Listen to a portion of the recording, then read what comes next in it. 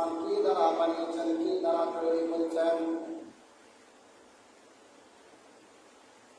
প্রথম আসমানটাকে আল্লাহ রাব্বুল আলামিন স্থির পানি দ্বারা তৈরি করেছেন। দ্বিতীয় আসমানটাকে আমার আল্লাহ লোহা দ্বারা বানিয়েছেন। তৃতীয় আসমানটাকে আমার আল্লাহ তামা দ্বারা তৈরি করেছেন। চতুর্থ আসমানটাকে আমার আল্লাহ রূপা দ্বারা বানিয়েছেন। পঞ্চম আসমানটাকে আমার আল্লাহ স্বর্ণ দ্বারা তৈরি করেছেন। ষষ্ঠ আসমানটাকে আমার আল্লাহ ইয়াকুত পাথরের দ্বারা তৈরি করেছেন।